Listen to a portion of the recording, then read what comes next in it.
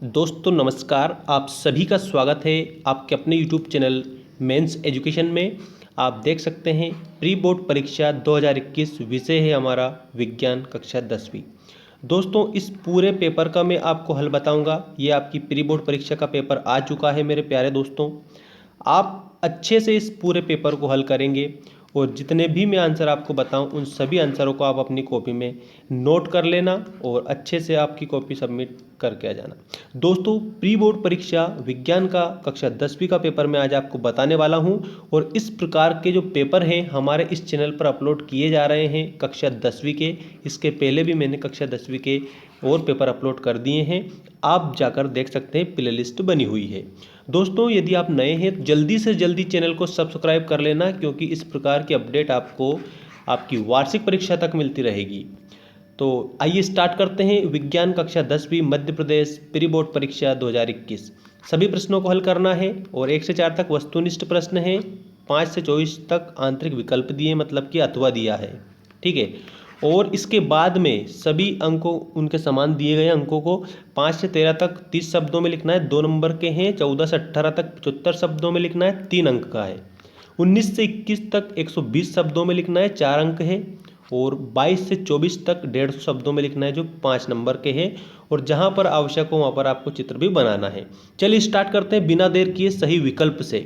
सही विकल्प नंबर 1, सही विकल्प नंबर 1 आपका सामने आ चुका है दोस्तों, आपके सामने आ चुका है। देखिए सही विकल्प पीएच स्केल की परास है। तो पीएच स्केल की जो परास है वो आपको बताना है दोस्तों। इसमें 0 से 14, मैं डायरेक्टली आंसर बताऊंगा आपको बिना आपका टाइम बेकार किए। चलिए दूसरा देख लेते हैं, कार्बन की संयोजकता होती है। तो दोस्तों इसमें जो कार्बन की संयोजकता होती है वो होती है 0,4, मतलब कि आपका option number 4 is the correct answer. Mendeleev के आवर्त नियम के अनुसार तत्वों की आवर्त तालिका में व्यवस्थित किया गया क्रम है। मेंडलीव के जो आवर्त नियम है उसके अनुसार तत्वों को आवर्त तालिका में जो व्यवस्थित किया गया क्रम है ना दोस्तों, उसमें आएगा बढ़ते परमाणु द्रव्यमान। क्या आएगा? बढ़ते परमाणु द्रव्यमान। ऑप्शन नंबर 3 में हमारा दे रखा है। अगला देखिए, एक अश्व शक्ति में कितने वाट होते हैं? अश्व शक्ति मतलब होता है दोस्तों हॉर्स पावर। क्या होता है? Horse power.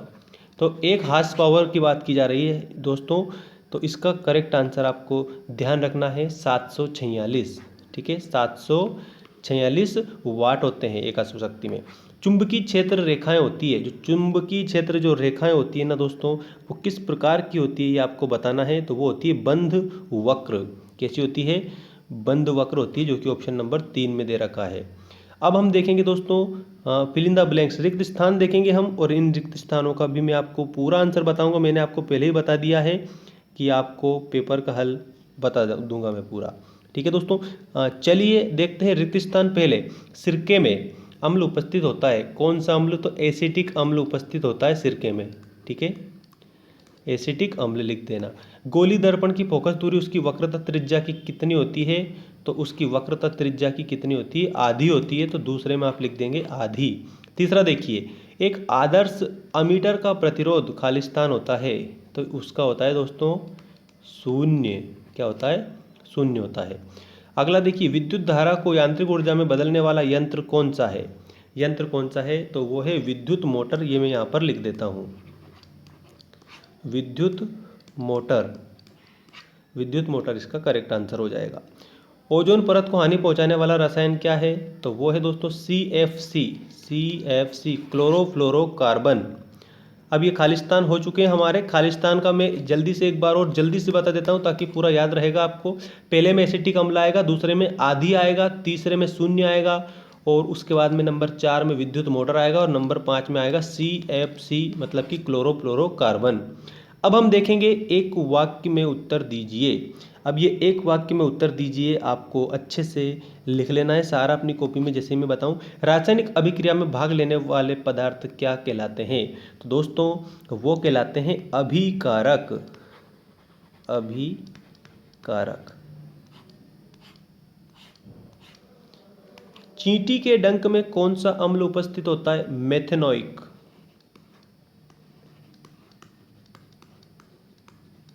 ये दूसरे में आ जाएगा। अब आनुवांशिकता के जनक तो ग्रेगर जॉन मेंडल है उनका पूरा नाम, लेकिन आप मेंडल लिख देना, ठीक है, मेंडल, इस प्रकार से ये मेंडल आप लिख देंगे।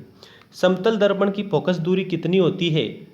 तो अनंत होती है, ठीक है, तो आप इसमें लिख देंगे अनंत। पौधे अपना भोजन किस प्रक्रिया द्वारा बनाते हैं?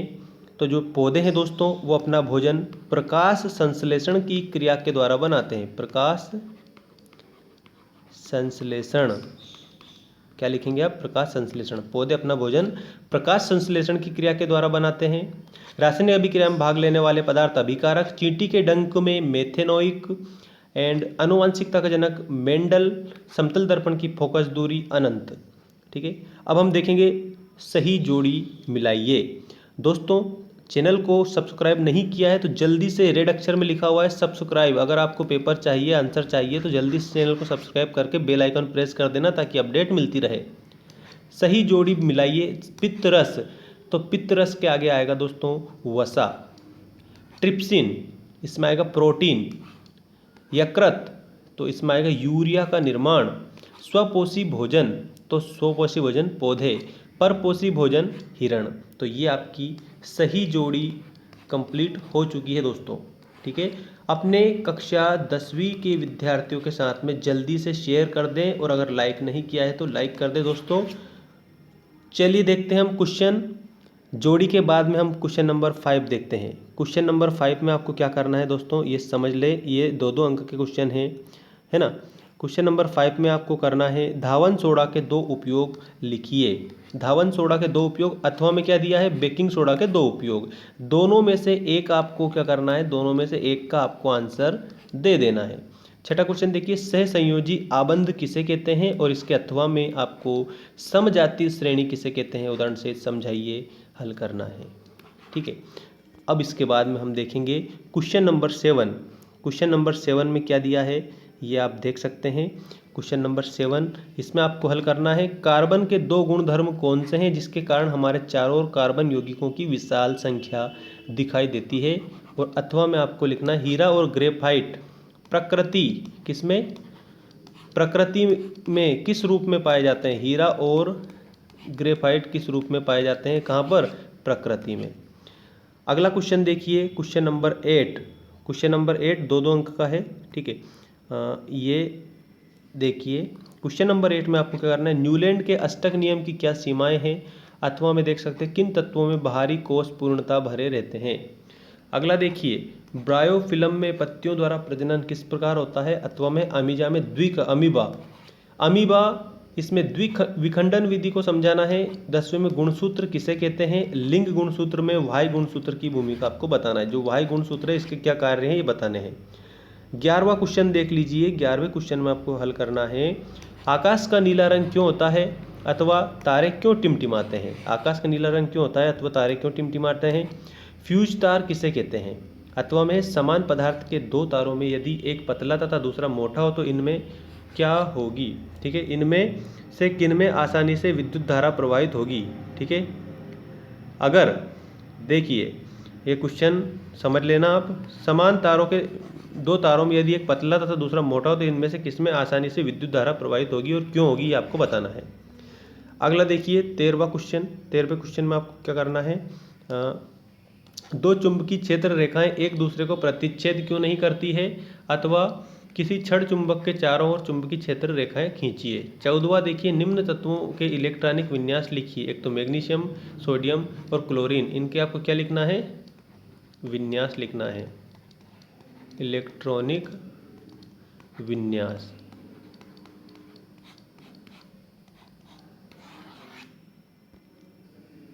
अगला देखिए, उत्कृष्ट गैसों को पृथक समूह में क्यों रखा गया। 15वां देखिए, आक्सीय व अनाक्सीय श्वसन में अंतर। आक्सीय और अनाक्सीय श्वसन में अंतर। अगला देखिए, धमनी व सिरा में कोई 3 अंतर बताइए। किसी चालक का प्रतिरोध किन किन कारकों पर निर्भर करता है, और अथवा में है विद्युत संचारण के लिए प्राय कॉपर तथा एल्यूमिनियम के तारों का उपयोग क्यों किया जाता है। कॉपर और किसका, एल्यूमिनियम। जैसे विद्युत होती है ना दोस्तों, विद्युत मतलब होता है बिजली, आप सभी जानते हो। इस बिजली को एक स्थान से दूसरे स्थान पर पहुंचाने के लिए जो ये तार लगे रहते हैं, ये जो तार है ना, ये तार कॉपर या एल्यूमिनियम के ही क्यों होते हैं, ये आपको बताना है। 17वां क्वेश्चन देखिए, इसमें आपको क्या हल करना है समझ लें।